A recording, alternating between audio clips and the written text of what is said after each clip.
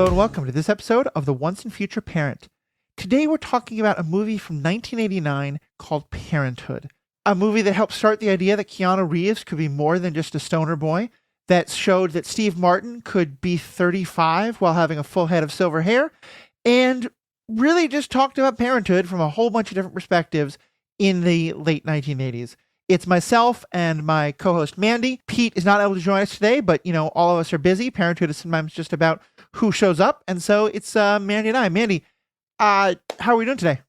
I'm mad at myself right off the bat because I like to put a punny name in the StreamYard, and I couldn't come up with one. And now I've got Mandy Newman. Oh yeah, there you go. I Love to See You Smile is how the movie starts, the Randy Newman song, and it is so perfect. And although I was watching the movie with my son Casey, who was singing "You've Got a Friend in Me," and they are the same song. Yeah. Ron Couple Howard different does a words. number. This movie is one of a number that Ron Howard did in the 80s and 90s about white suburban families and the stuff that they go through. And there's one, I think, specifically about divorced dads, where it's all about like the transfer of kids from mom to dad under divorce, every Saturday morning or whatever. That was a Ron Howard movie? I thought so. I can't But remember what you're talking my about. point being that in a number of those movies, Randy Newman is frequently the musician he goes to. So I like the Randy Newman reference. Here we go. Mandy Newman. Yeah, this movie is one of my all-time favorites, like top Yeah. 10. And when we started talking about, we should host a podcast about our practical experiences and emotions around parenting, one of the fun topics was, well, what did you see on TV or in movies that inspired you to become the parent you wanted or dissuaded you from becoming a parent? And I think all three of us cited Parenthood as Yeah. an inspiration. It's, Yeah. in my mind, it's a damn near perfect movie. I'd say so, yeah. And I will say I had not watched it. I recommended it. But don't worry, for those of you who are wondering what in the world we're talking about, we will give a plot summary in just a few minutes. But in a lot of ways, this movie isn't about the plot. It's a series of vignettes. It's a series of stories about this interconnected family and them all going through parenting struggles. And part of why I don't say it's a has a really solid plot is one of the things I like about it is it doesn't have like a neat, clean resolution to all the situations. It's really about just a moment in time as these situations are going forward. And yeah, I had not seen it since I was a kid, really. And it was very interesting for me going back and watching it again. Let me do kind of a quick summary of the plot, and then we can start getting into sort of when we saw it and all that kind of thing. The story is about a family where there is a grandmother, there's the elder parents, and then those elder parents have 4 siblings. And each of those siblings has children of their own, and each part of the family is going through some kind of family crisis or whatever. Yes. So one of the siblings is Gil, probably the main character, played by Steve Martin. He has the primary thing that he's going through is that his father was a pretty terrible father, and he's dealing with a lot of, the anxiety that he got from his father, seeing anxiety in his son Kevin, and wrestling with what does it mean to be a good parent versus wanting to be a better parent than his father was. May I interject? Please. I think the brilliance of that storyline is that Jason Robards is Steve Martin's father. Right. And he is an old school father. He was a go out and work, come home, light a cigar, ignore your kids, have a glass of scotch. Steve Martin is trying to be a modern, sensitive father in touch with his kids who wants to talk about feelings. Right. And that's his struggle. He didn't have that modeled for him. He's trying to create this new paradigm. Carry on. Right. I think you're right. I think actually it's probably better, instead of me trying to fire hose the whole plot, let's kind of go through it one by one. Yeah. But I'll give a very much briefer thing and then we can go into it. So Okay. Steve Martin is one. Diane Wiest is another sibling of his. She's divorced. Her husband's a jerk. She has 2 kids, one of whom is 18 or so and dating Keanu Reeves. The other is a teenage boy, about 13, going through a lot of emotional stuff. They also have another sister whose name I forget, but is married to Rick Moranis. Rick Moranis playing a like super nerd who wants to like raise his child to like make sure she goes to Harvard. So they're doing all the attempts to like parent perfectly and stuff like that. She's 3. Yeah, the child is 3, to be 3, clear. and he's got her doing hardcore math and speaking languages and and eating his perfect diet, and it's driving his wife and mother Susan. crazy. And then the 4th kid is a kid named Larry. He's the youngest. He's obviously kind of been spoiled by somewhat, or certainly indulged. He's the problem child. He's the one who drifts in and out of everybody's life and is constantly getting into trouble, but his grandparents kind of indulge him and always bail him out, to the resentment of all the other siblings, especially Gil. And he has now shown up with his own son, a young boy named Cool. Yes. Whom the mother, who seems to be a one-night stand, dropped on his doorstep and said, "I'm in trouble with the law. You have to take care of Cool." And he says, "That's a parent." Yeah. And it just burns for the other siblings because, he's such a... Are we allowed to swear? I forget. Yeah, He's a crappy parent. Yeah, Yeah. he's such a shitty parent. And he's always been so unreliable to everyone. And here he is criticizing this woman for dropping her kid off at his doorstep. Right. Now, in fairness, as he says it, the woman came and said, "I just shot somebody. I'm going to Mexico." So her situation is extreme, but yes, agreed that all the other siblings have this. Yep. Before we get into those plot lines, let me just back up a bit and say, do you remember when you first saw this movie? I think you said it before. You said you'd watched it before you became a parent. Oh, yes. When it came out. Big time. So 1989, we were both kids, Teenagers, early teen stuff for me. If you can remember, kind of who did you identify with and what were you kind of most aware of in this movie as a kid? I was a goody two-shoes as a kid, but I definitely looked at Martha Plimpton, who plays Julie, Diane Veist's daughter. Uh-huh. And I looked at them and I related to Julie, a teenage girl who wanted to live her life, make her choices, not have her mother criticizing, judging, lording over her, putting pressure on her to go to college. I understood Julie. Yeah. And now, watching it today, I want to smack Julie, and I so understand Helen, her mom, who's just trying to keep it all together. And just trying to encourage Julie to make choices that are going to lead her to a productive, healthy life. Yeah. Yeah, I think that makes a lot of sense. For me, I very much identified with Kevin the first time I saw the movie because I was a young kid. I had bad anxiety, but I kind of identified with him, but then I also identified with Steve Martin in that I thought my father was pretty terrible, but I also was coming to understand that his father had been even worse, and so was starting to think about the generational stuff, but I was 12 also, so not kind of identifying it too much on that. Right. And I have to say, anytime I watch a movie from this era, I'm always kind of bracing myself when I go back and watch it again. With one or two small exceptions, I think this movie has aged beautifully. I there agree. were very few moments where I was like, ooh, you wouldn't do that today. I agree. And I need to make a note about Kevin. We need to talk about Kevin. There I got to say it. He is the only character in this huge cast with a thick Midwestern accent, and it's hilarious to me. They got this kid from Chicago, and this movie's supposed to take place in the Midwest. Yes, no one else has the accent, and he's like, "Oh my God, Mom, Dad, why am I..." Like, he's so Chicagoan, and it's adorable. And I think right off the bat, I need to say I'm so critical of kid actors, and I think every kid actor, including the 2 3-year-olds, is pitch perfect in this movie. They're all so good. And when Kevin cries, I feel it in every bone of my body that I want to hug him and help him through his emotional struggles. Very much so. Very much so. And I think similar to you, when I watching it again as an adult now, and granted, you have a child who's going through teenage years. I'm still long away from that.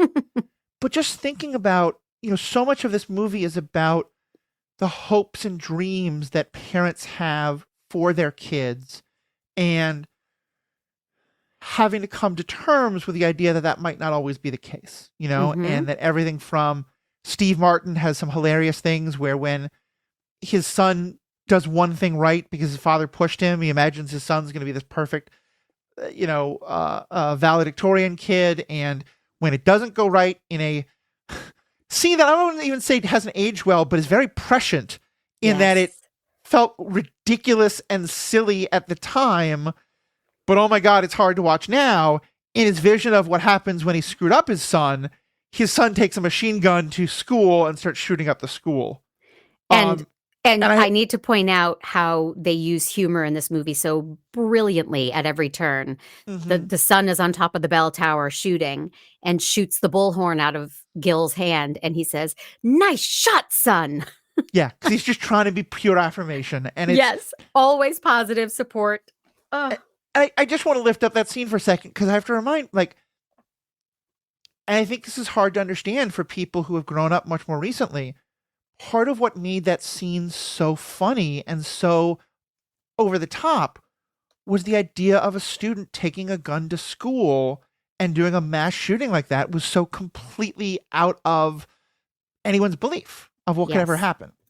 And we can talk about that. Maybe it was already happening in a few places, but certainly nothing to the extent it was now, and not normalized to the Well, extent it was now. So Columbine was 99, and that's the one that started yeah, our awareness and our fear, and that was right, so this really predated that, to yeah, forgive 10 this years, movie for that. and like it had been happening in more urban schools, like middle school I went to had a metal detector and stuff. But yeah, it was definitely nothing to like what we think about it now. Mass shootings, yeah. Yeah. So, all right. So let's go story by story, and let's start with Steve Martin. His character. I think he's really kind of the main character of this movie. We see most things through his perspective, although we do get a lot of time with a lot of others. It's really an ensemble movie. What do you think of his storyline with Kevin and the other kids, and how all that plays out? Well, it starts at this baseball game, and Hmm. he is immediately righting the wrongs of his father. The movie starts in a flashback with Right. his dad leaving him with an usher on his birthday every year at a baseball game. And then we see Steve Martin present day with kids climbing all over him. He's playful and attentive and kind and patient. Hmm. And by the way, when Steve Martin filmed this, he did not have kids. And he is Yeah. so believable as a parent, the way he holds them and roughhouses with them. And Hmm. this is such a beautiful performance. Um, and I feel everything Steve Martin feels, and his wife, Karen, played by Mary Steenburgen, who's just Hmm. remarkable in her own right. They feel their children's pain. Yeah. And we learn at the end of the movie that Jason Robards, Gil's dad, says, "We almost lost you when you were a baby. And I never forgave you." I'm crying already. "I never forgave you for that. It was the worst week of my life when we didn't know if you had polio and we were going Yeah. to lose you." And so we learn that that generation stuffed their feelings down, didn't Hmm. allow themselves to feel the pain and fear. And Gil feels everything probably too much, Right. right? Kevin misses Hmm. the ball in the baseball game, his life is over. Kevin Right. catches the pop fly. You've never seen a person more excited. Right. He's too invested, and it's it should be a cautionary tale, but I think I am a too invested parent. Yeah. Well, I think it's very true, and I think that's there's a couple things kind of pick up on there. One, in that specific story, yeah, I think this is definitely an example of how we pass on to our kids our emotional states and things like that. And Kevin definitely, like his father Gil, has a high level of anxiety. Something I very much have, so I can very much relate to it. Um, he freaks out about the smallest thing, and Grandpa Jason Roberts' character is obviously very not helpful with that. And I think what I love the most about his storyline is I watched it last night with my wife Mary, and one of the comments she made about three-quarters of the way through the movie was, every time I think this movie is going to give me a trope, it goes in a different direction. Because, he's very worried that he's not going to be a good enough father, and that if he's not a good enough father, his son will be so screwed up and it'll all be his fault. And about midway through the movie, something gets screwed up because his kid needs to have the perfect birthday clown to come and do balloon animals. Didn't really believe 11-year-old boys wanted to have that at their parties, but fair enough. And the guy doesn't show up. There's a screw up. There's a lot of kind of screwball comedy in this movie. And Steve Martin decides to become Cowboy Gil instead. And at first it's cheesy and silly, and you think it's going to be one more screw up. But instead it winds up being he's fantastic. Mhm. He makes all the kids laugh. He makes Kevin feel like all the other kids are happy they came to the party and think good things about Kevin. He gives Kevin the perfect birthday experience. Mhm. And the next day, Kevin still has anxiety. Mhm. And Kevin is still wrestling with stuff. And there's a great scene with his mother where his mother has to kind of confront him. I'm sorry, where Gil's wife, Karen, thank you, says, where what did you Karen think? You would confronts dress up Gil. like a cowboy and everything would be okay. Exactly. That it's not, you can't just do the one big gesture, which is so funny because that's in movies like this, that's almost always what happens. Right. Well, and what Gil says is, no. Yes, I did think that. He thought he could cure Kevin. Yeah. Just by, giving him a good birthday. Yeah. Just by loving him hard enough and doing this one wonderful thing. Mm-hmm. And I think, to me, I think that's one of the things that I loved so much about it was because it was really, the movie really starts from a perspective of parenting is hard, but also I feel like so many of the parents in this movie have a control fantasy, and this is something we've talked about on this podcast before. Gil is convinced that what his actions do will dictate exactly what happens to his son. Rick Moranis very much thinks that he can make sure his daughter wants to go to Harvard and becomes a perfect doctor and all these things. Mm-hmm. Jason Roberts, has some Robards. Thank you. Yep. No, please do. Thought that the father, he thinks that he can rescue the son Larry, and it turns out, of course, he doesn't, and we'll get to that in a minute. And it's just all of it to me is about what we were talking about last week: parents realizing they don't actually have control at the end of the day. Right, they have to let go. Yeah. Just a highlight for me at the very top of the movie. I'm going to quote the movie a lot because I think it is very quotable, and why not? Kevin's little sister Taylor is nauseous, and she's on the bed crying, and he says, "Do you feel like you want to throw up?" And she goes, "Okay," and spews all over him as if he was offering rather than, it's just so funny. Yeah, there's a lot of just that kind of humor in it, and there's so much self-awareness in the humor.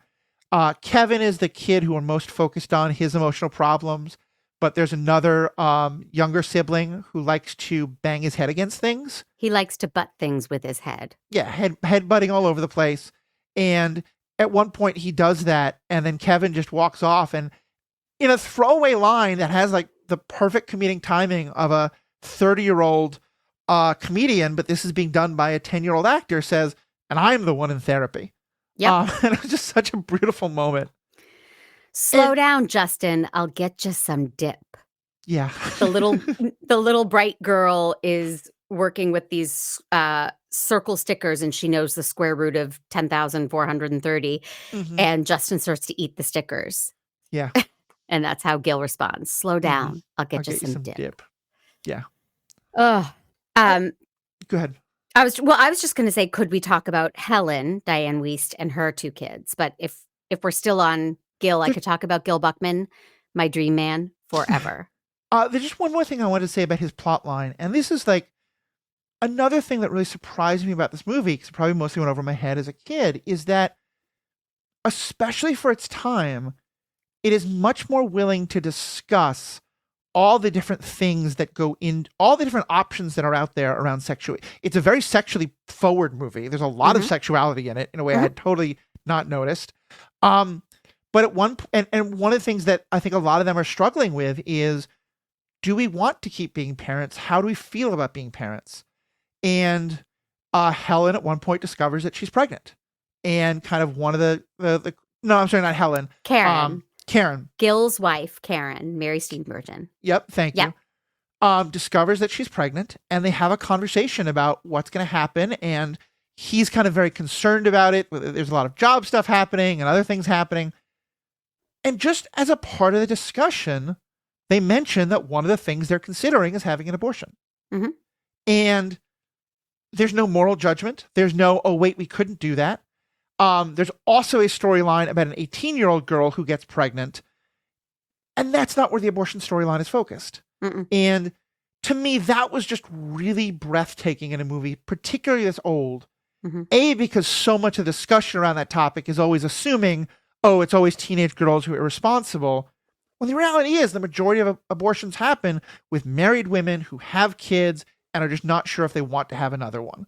Right. I'm not sure about the majority part, but of married, but certainly women who have kids already. So I just loved how that was handled, and that they really got to focus on all the just different questions about, do we want to have another kid? What's the expense? What does it do timing wise to us?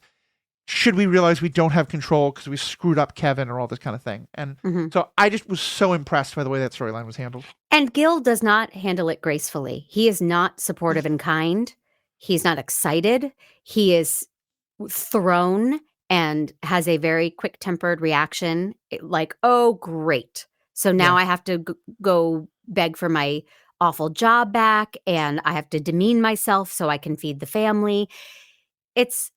I like that Gil is not perfect. Yeah. This is an ugly reaction he has.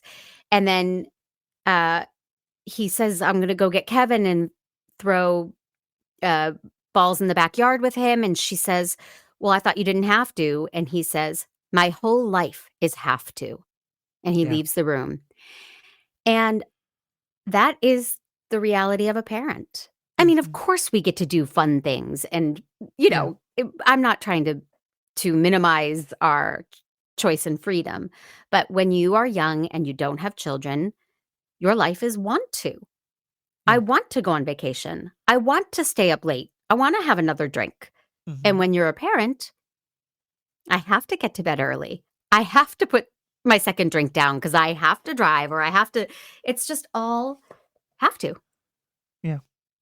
And I think, to me, one of the real points of the movie is that have to, which I think is not all, like, I very much hear what you're saying, but I think there's also some wiggle room there. But also that the have tos can easily lead to resentment, to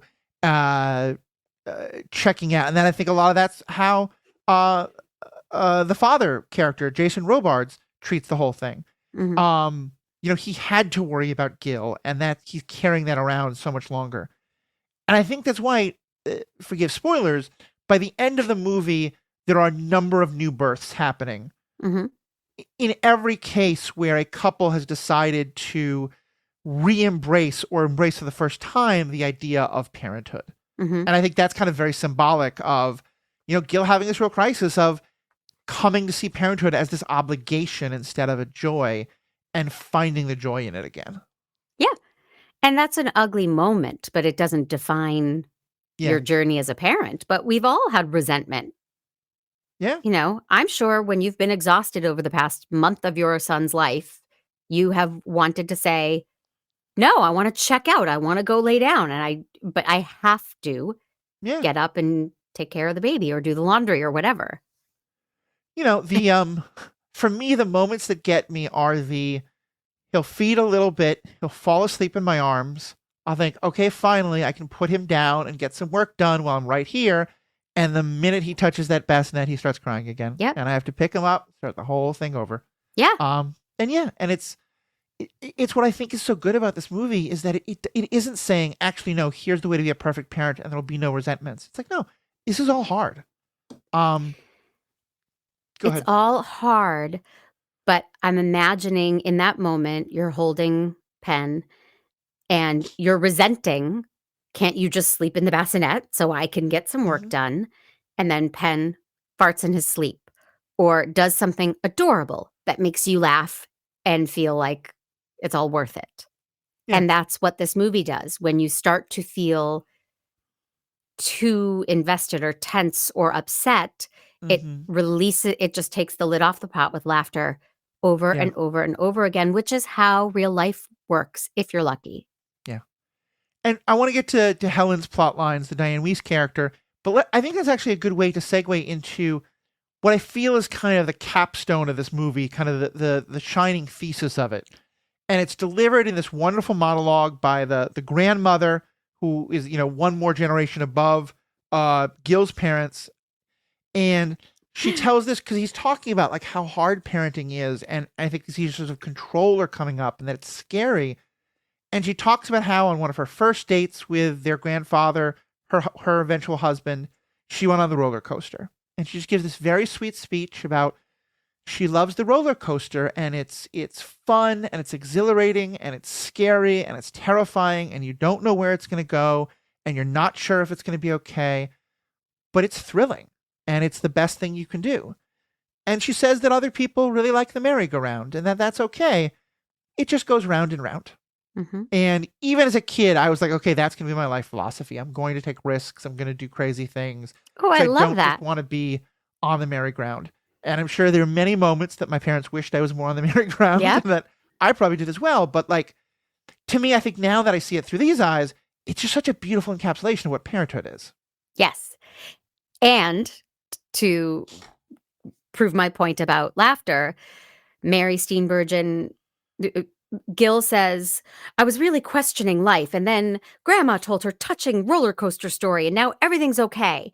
And Karen throws something at him and says, I happen to like the roller coaster, okay, and I think your grandmother's brilliant. And he looks out the window and he says, if she's so brilliant, how come she's sitting in the neighbor's car? Yeah. It is one of the biggest laughs of the movie. Yeah. Just the idea that she fixes everything with this speech. It's emotional. Their marriage is going through a tough time, and they release it all with that laugh.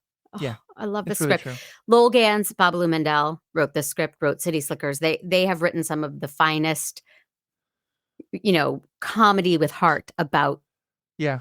these subjects.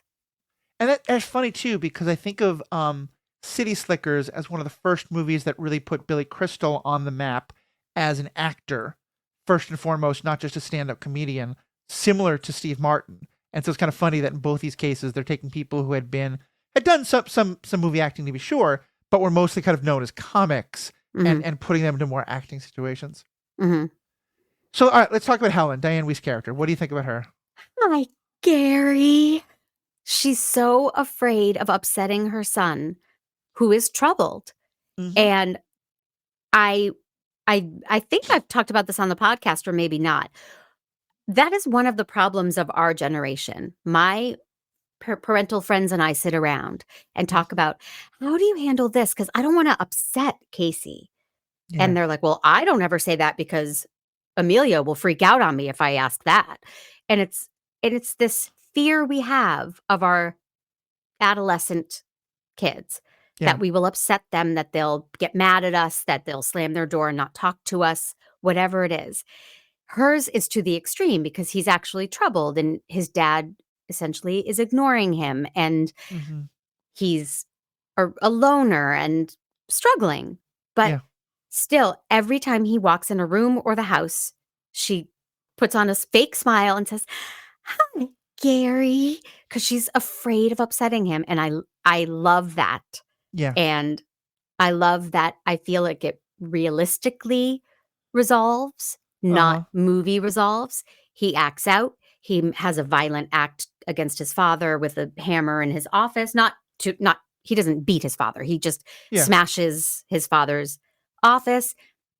And then she finally realizes what might be best as a positive male role model and asks Julie's that Todd, played perfectly by Keanu Reeves, to talk to Gary about adolescence and masturbation and things that he feels the need to talk to a male figure about. And, right or wrong, we've evolved so much about gender and how we feel about those things. But in my family, Casey prefers to talk to Jeremy about those things because Jeremy has lived it. And for Diane Weist to put her own comfort level or feelings aside and just think, this might help my kid. Doesn't matter what I think or feel. It might help Gary. And it's a huge turning point in the movie. It really is. And there's a couple things I want to touch on there. First, just to back up a bit about the fear. And I don't know if this is true for you or the others you talk to, but I think it certainly is for her character. I think often when I see that kind of thing, it's the parent saying, I'm afraid that I'm going to make my child worse. I'm afraid that I'm going to harm my child. Mhm. And while I think that's there in this movie, Helen is also just afraid because her kids are mean to her. Mhm. And she hates it, and she's going through tough times with her work and her ex-husband being so terrible. And she at one point has this moment of just like she just wishes someone would respect her and just give her. And she doesn't say it in a like, I'm the parent, I deserve respect, like call me ma'am when you talk to me, but just still like, these kids are just being mean. And I think it, she's not being a perfect parent. She's being pretty bad in some regards. But to me, it's very clear that her fear is just, it's emotionally hard for her. And I hadn't seen it from that perspective before Mm. of, yeah, because I certainly said all kinds of awful things to my parents when I was a teenager. And I think most of them were justified and stand by a lot of them. But I also wasn't thinking about, how does this make the parent feel? And I'm going to stand by the fact that I don't think that should be what a kid has to think about. But I think that we as people watching it, and then like the other adults in Helen's life, should absolutely be willing to like think about, here's how hard it is on her, Mhm. and that it's when other adults in her life, including the guy she starts dating, really acknowledge that pain and say, hey, I can see you're suffering and this is hard. Mhm. I just love from that perspective. So I just wanted to add on to what you're saying there about that fear. Yeah, and she's such a good actress. It's, Mm-hmm. a joy to watch her. It nothing feels presentational. It feels so visceral. And when Gary says, "I thought maybe I'd go live with dad Mm-hmm. for a bit," the devastation that she Yeah. feels, but is going to let him do that if that's what he thinks like, she's willing to put herself through that. Yeah. Whereas a lot of parents would say, "Hell no, you're not gonna go live with your father. He doesn't even answer your calls." You Right. know? But she says, "Okay, well, why don't you call him? He'd be at the office right now." And she's willing to let him go if that would make him happy. Yeah. Oh. And I think it's two things. It's she's willing to let him go, and there's this moment of incredible acting where her voice is cracking as she says it, but you can see she's trying so hard to hide that from him. Mhm. But also, she's willing to let him. I know I keep using this metaphor, touch the stove. Mhm. Like she has been telling him, because part of the thing is that the ex has a new family now and he cares more about them. When his son, calls, at first he assumes it's the other son from this new marriage. Yep. And I think part of the point is that Diane Weiss, Helen, has been saying to their kids, your father doesn't care anymore. But in this moment, she realizes, like, he's not going to listen to me. He Mhm. has to make that phone call himself. Right. And she's ready for the fact that the ex, the father, will say, yeah, come live with me. And she'll struggle with that. Right. But she's also kind of giving him a chance to learn it for himself. And it really upsets him. And as you said, he does violently act out. He goes to his father's office and smashes things. And he faces no punishment or concern whatsoever, which I loved. Like, do I think it's a good thing for him to have done that? No. Do I think it's a sign of maybe a little more violent tendencies than we would like and should also be in some therapy, like everyone in this movie? Right. Yes. But it's treated as your father just did a really shitty thing. It's not treated as, oh my God, this is so terrifying. It's treated as your father did a really terrible thing and you acted out and I support you and love you. Yep. Yeah. It's I just said about Diane Weist's performance that it's not presentational, and none of this movie is. They're all well off, but their homes are realistic and Yeah. everything is realistic. And one tiny detail that I love is when they're all getting together for dinner because there's a surprise, Mm-hmm. which turns out to be Larry coming back to town, which none of the siblings want. Uh, Helen and Karen and Susan are all in the kitchen cooking. And first of all, Helen stabs a Flintstone size steak, puts it on a tray, and slams it into the oven. And I was Mm-hmm. like, who bakes a steak? And this is just for her father because he won't eat pasta. So why does he get, am I wrong? The steak is like Oh, he's gargantuan. Yeah. massive. But it's all you feel that they're really cooking and they're really getting in each other's way in the kitchen and that it's Yep. just so real. But I love how large that steak is, and I'm dying to know why she just put it on a tray in the oven. Living in the Midwest, cuisine ideas are getting better, but Okay. you So know, maybe a that's baked steak is a thing. I mean, and like to be honest, there are very good ways of making a steak where you sear it and then bake it, or bake it Yes. and then sear it. Yeah. But yeah, this is not high quality. Nope. This is But you're just a right, large raw slab of meat. and it feels like it's a very accurate portrayal of a kind of this large family. And I think, particularly like you said, there are the siblings, and there's kind of a sense of like when they're talking about what to do about Dad or about Larry, that their spouses are not getting involved. But like, there's a number of cases where siblings and siblings-in-law are connecting with each other in different pairings, and they're not thinking about they're all adults in this family, you know. Yes. Yep. And Gil kind of sees Rick Moranis as a little bit of a jerky brother-in-law because he judges his parenting, but Gil's wife and Gil's sisters get along as the women in the family. Yes. And yes, they do all cook, but I think that's a very accurate portrayal of, how it often is. And I remember on a personal note, when I joined Jeremy's family, he has a brother and a sister, and they had spouses. And I felt like the new kid, and I always felt like an Hmm. outsider. And I wondered if I would ever feel like Parenthood, where you're Yeah. just part of the family and you're cooking and you're getting in each other's way. And now, of course, I feel that. But, Yeah. there is a shift when you've been in the family a while that just, and maybe it's when you have kids, or I don't know, maybe just when you've been in the family a while, but Yeah. they portray it in such a naturalistic way. Yeah.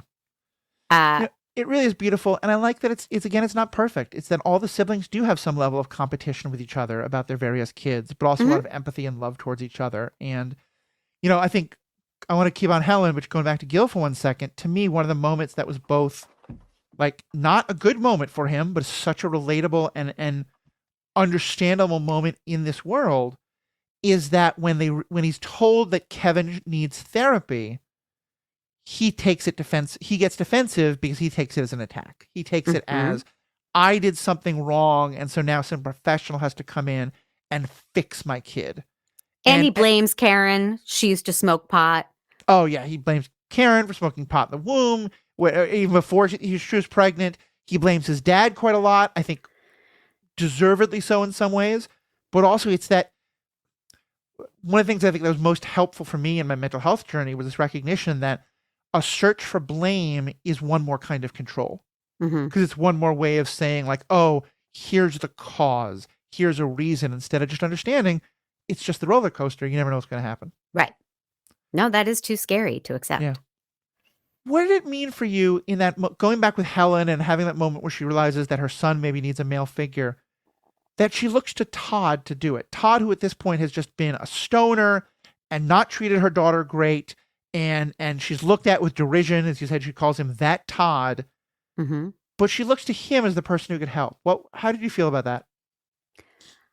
It felt right in the moment, and Yeah. she had suggested that Gary could talk to, uh, Gil, Uncle Gil, Yep. and he said he's busy with his own kids. Yeah. So she was thinking of other people, but then Todd walks in the kitchen, and it's like, well, there he is. Yeah. I don't know. It didn't ring false to me in any way. No, totally agree. And to me, what it rang as is accepting the imperfections of family.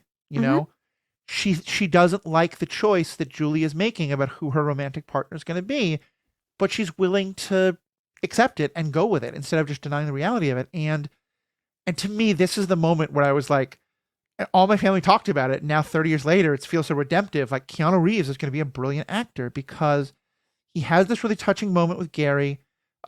He comes and talks to Helen and tells her what his son is going through, and then he kind of stops being the kind of stoner. He stops being Ted from Bill and Ted. The shift from Mhm. Ted to Todd, and I think the fact that their names are so similar is not coincidental. The movies did come out the same year, but I think that one came out a lot earlier. And he has this moment where he talks about how, well, they'll let anyone, you have to go through all this work to get to be adopt a cat or a dog or something, but they'll let any asshole be a father. Yep. And then like him and Helen kind of stare at each other in the insightfulness of this moment. And then he does like an Etch-a-Sketch moment where he's like, kind of like shaking off the deep thoughts from his head and going back to being a laid back stoner. And it was just, I can't possibly describe it. I hope there's a gif of it. It's hilariously funny. And it so perfectly encapsulates like this moment of this character, like having this insight and then being scared by it and being like, nope, never mind. Yep. It's a very similar moment to John Bender in Breakfast Club with, no, Dad, what about you? Fuck you. But that goes for the jugular and doesn't let up. And in this one, Keanu Reeves says, my father used to wake me up by flicking lit cigarettes at me. Right. Time to get up, asshole. So he's really admitting some horrible abuse. Yeah. But then this movie allows for that let up. Right. Take the lid off the pot and let us laugh after we've been stunned with his depth and his heartbreak. Right. And again, Breakfast Club, one of my favorites. I'm not knocking it. It's just different tonally. Yeah, very much. Now, before we leave Helen, I need to say Gary smashes up his dad's place, and Gary always carries a brown paper bag to school or wherever he goes, and Helen doesn't know what's in it. So she goes snooping in his room after he smashes up his dad's office to find out what's in that bag. What's he doing? Is it drugs? Is it weapons? What horrible thing? And last week we talked about my blurring the lines between protectively looking at Casey's phone and snooping. And I'm aware I have some blurry lines there. But Helen has probable cause, right? So again, I'm going to talk about Helen and I'm going to talk about the general aggregate and be very clear. I am not in any way commenting on you specifically. Okay. I think any kind of invasion of the privacy of the kid without talking to the kid about it is just always, always, always wrong. With the exception of like emergency situations, if you think there's an active threat or something like that.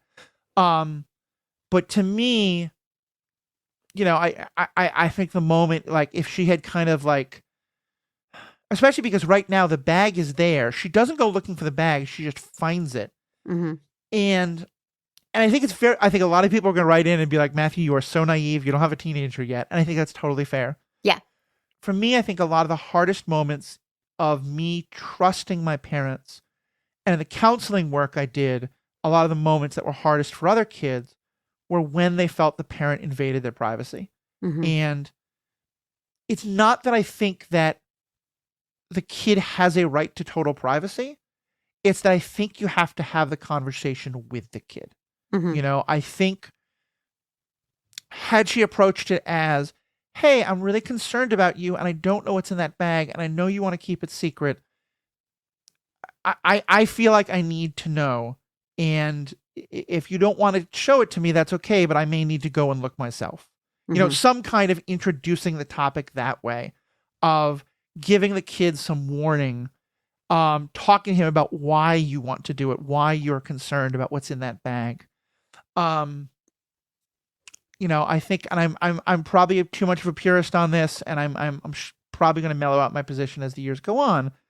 But to me, I do feel like she screwed up in that moment. And I think especially the fact that he comes in and finds her watching the porn videos that he was watching. And there's also a great moment where the grandmother wanders by and watches and says, "Oh, one of those men reminds me of your grandfather."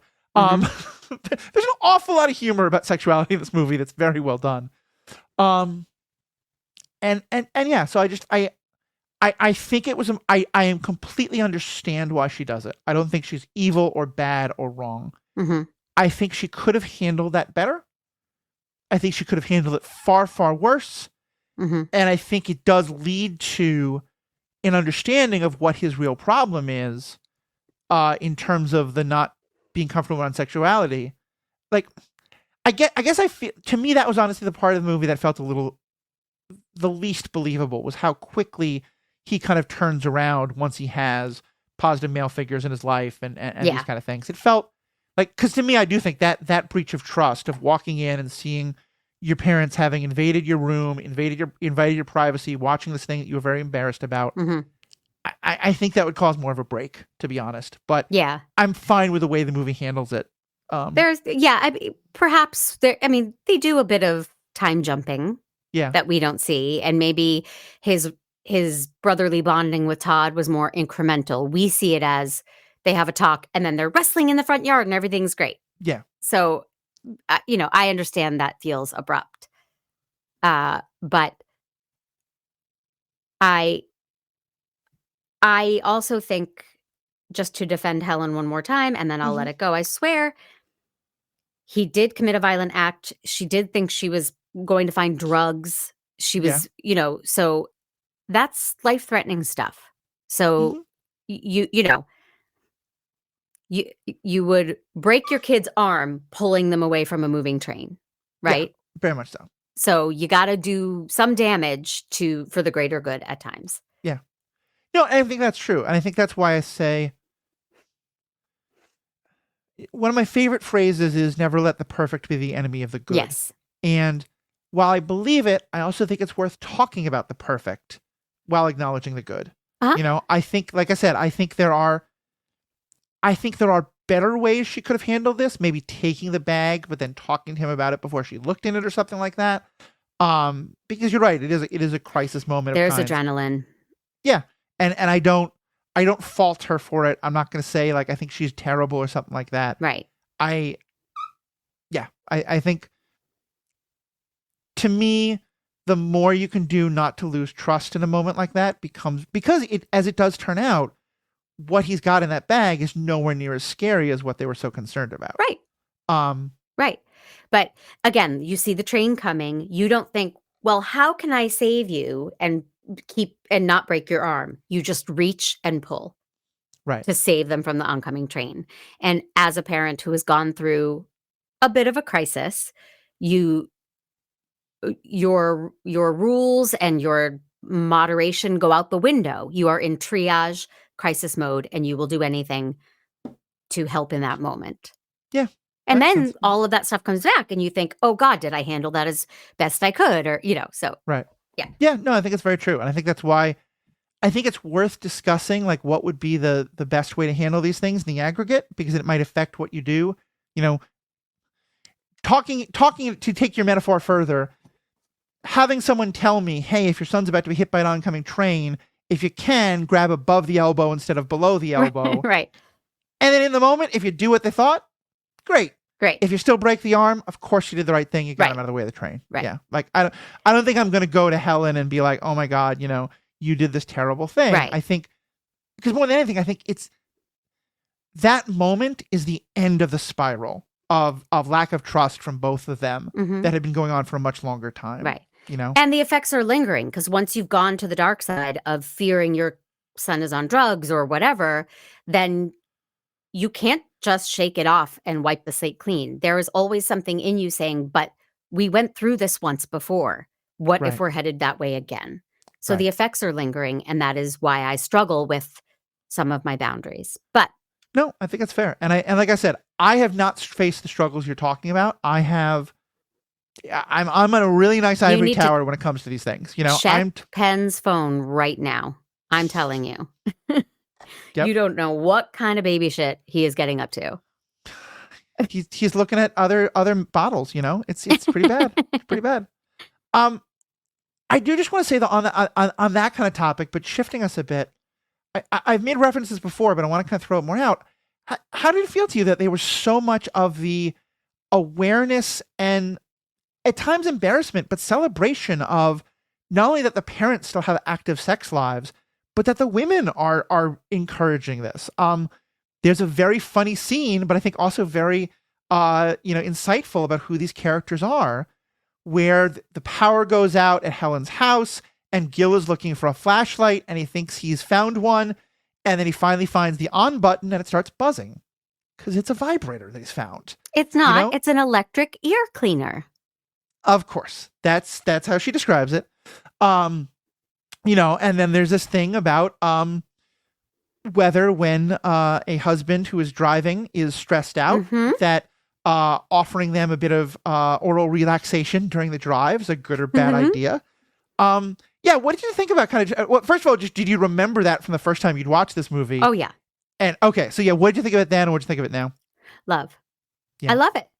It's an inspiration that people could hold on to their sexual urges and active sex lives through their 30s, 40s, 50s. I love it all. Yeah. Yeah, it really was just such an important part of the movie. And I think it's important because I do think that there's this idea of parenthood kills the sexuality of the parents, that you just don't get time for that anymore. Well, we see that in the beginning when Gil and Karen are starting to make out. Right. And she's like, oh, you got to come to the school with me. And he's like, yeah, now talk about shopping. Yeah. Yes, we are now of split minds all the time. Mm-hmm.